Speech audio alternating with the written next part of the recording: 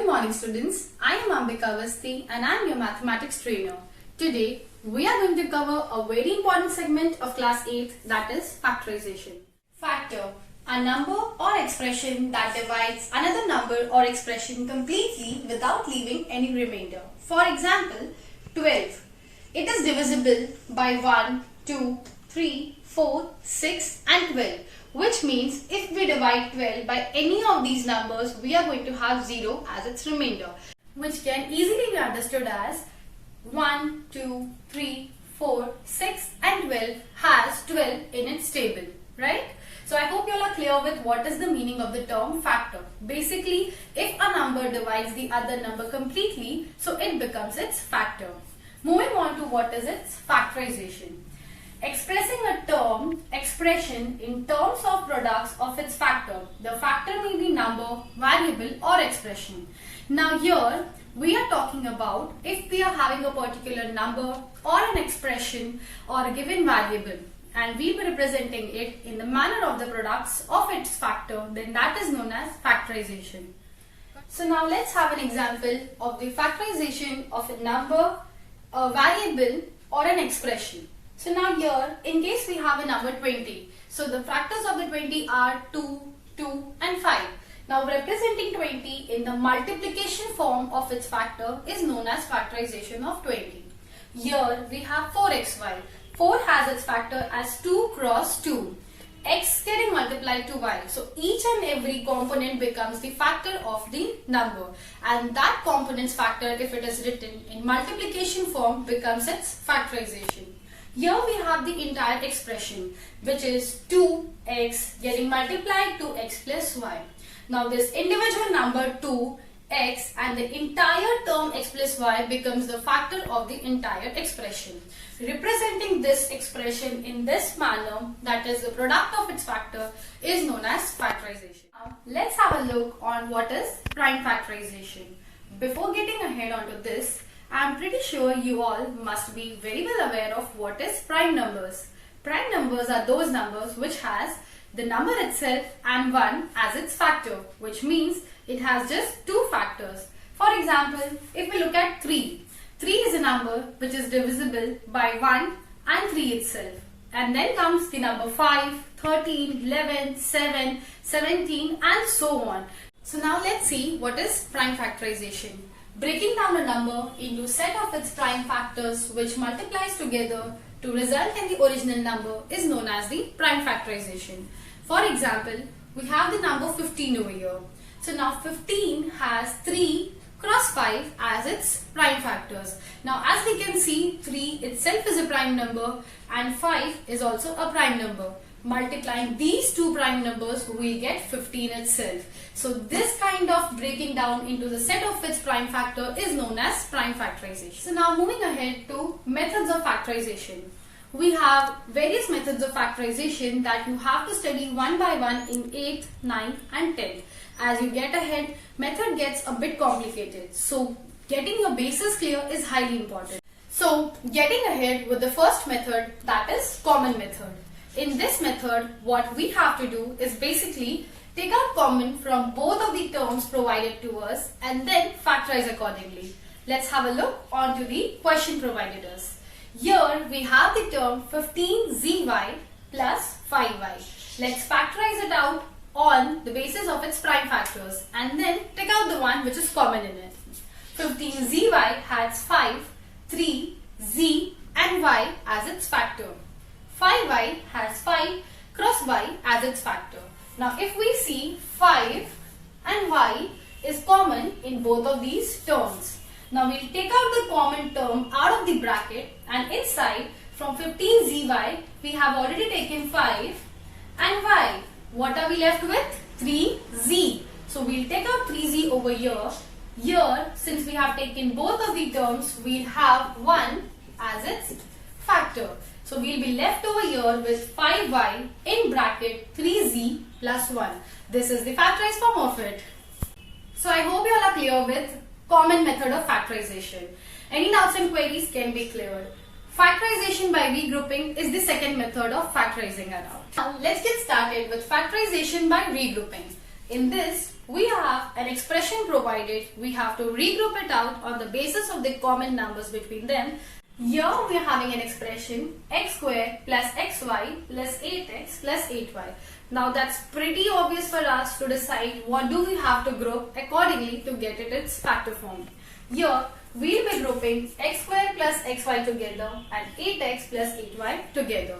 Among x square and xy, what do we have in common? That is x. Here x square can be written as x getting multiplied to x. xy is written as x cross y. 8x can be written as 8 cross x and 8y can be written as 8 cross y. From here we have the x and x in common, and from this term we have 8 and 8 in common. Taking out x, from here we are left with the single x which gets inside the bracket, and here we are left with single y that gets inside the bracket. Moving on ahead with the other one, from here if we take out the y, moving here, if we take out 8, we are left with x from here and y from the other side. So if we look up, the expression that we are having right now is x, bracket we are having x plus y, and 8 getting multiplied to the entire term x plus y. If we look among these two terms, again we are having x plus y in common. Then what do we have to do? We'll take out x plus y in common. From this term, we are having x over here, and from the other term, we have 8 over here. And voila, we are having our factors over here. Okay, so this is what factorization by regrouping is. Similarly, we have the other example over here. In this, we are having 2xy plus 2y plus 3x plus 3. So among these two will get grouped and the other will get grouped. Accordingly, we will take out the 2y from the first term and 3 from the other. We will be having x plus 1 in common. We will take out x plus 1 and we will be left over with 2y plus 3. This is what factorization by regrouping is meant by. So this is what factorization by regrouping is meant. So now I hope you are very clear with the concept of regrouping. So what we basically have to do is to group them up into pairs accordingly, looking at what they have in common, and then factorize it out. Let's move on to the other section of factorization. Now we have the third method of factorization, that is factorization using identities. Now what is basically identities? Identities are the set of the rules that are given to us. Using those rules, we have to solve and factorize the expressions provided. How do we get onto these identities? Make up a thinking mode in your notebook and note down to it. Now what is the thinking mode? You must have come across cartoons. They have such thinking bubble in their minds, right? So if you have such thinking mode in your notebooks, that will highlight that segment and make it easy for you all to understand it out. Let's see how we got onto these identities. Now we are having a plus b whole square, which means a plus b getting multiplied to a plus b. You all are very well aware of the distributive law, right? Okay, applying it, a will get multiplied to the first term over here, and then again the second one, b will getting multiplied to the first term and then the other one. Okay, a getting multiplied to a will become a square, a getting multiplied to b will become ab. Similarly, b to a will become ba and b square. Hence, distributive law we have done. What is commutative law? In multiplication, order of multiplication doesn't matter, which means even if it is AB or it is BA, those both things are the same. Okay, so here we are with the identity. You all don't have to mug up the identity always. If any times you all get out of the identities, this is how you all can get onto it. Okay, now let's see how to factorize a question using identity. This was what identities are. We are having 4 basic identities here. I am providing you with the fourth one will be. So we are having 4 basic identities. This segment I am providing you with 3. The fourth one will be studying separately. Okay. So let's have a look on how to solve a question using this identity. Now you all tell me 4y can be written as 2y whole square, which in turns 2 square will become 4 and y square will become y square. So this is how I am writing it. Now similarly 9 can be written as 3 whole square. If you all see, we are already onto a pattern of a square plus b square. Let's look up if 12y can get split in some manner so that we can get onto an identity. Now 12y can be written as minus 2 into 2y into 3. Now 2 2's are 4. 4 3's are 12. 12 into y makes it a 12y. Here we have the identity. If you compare it with a square minus 2ab plus b square. Which identity is it? We are having the second identity, that is a minus b whole square. Applying it over here. What's the value of a in this question? We have 2y. Similarly, b becomes 3. Whole square means what? The same number getting multiplied to itself. And here we have it in the factor form. Using identity to solve factorization is the simplest method of factorizing it out. All you all have to do is to just see and sense which identity will it go on, and then accordingly place that identity onto the question and get onto the factor form. Okay, let's have a look on to how to solve the questions with the third identity. Second and first almost are on the same pattern. Okay, now we are having a question 100a square minus b square. Tell me, 100a square can be written as 10a whole square and b square can be written as b whole square. If you compare it with the third identity, we are having a square minus b square. The other side of it will be a plus b getting multiplied to a minus b. That's it. 10 plus b.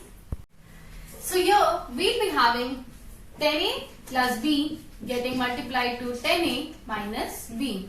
So this again is the factor which is there for the following question. So this is how we have to find the factors of a given expression using identity. On to the fourth one, that is factorization of the form x plus a getting multiplied to x plus b gives us x square plus a plus b into x plus a cross b. Well, this is the factorization which you will study in class 9th as the midterm split. Okay. This is exactly what do you have to do in class 9th as well, but here we will be studying it in the form of identity. Same concept, everything is going to be the same, so be highly attentive while understanding this portion. For now, what is important for you all to do is to practice as much as you all can, because this is going to give you a concept clearance which is highly important for now. Next segment, we will be doing the division of a polynomial with the other one. So keep practicing with all these things. We'll meet in the division class.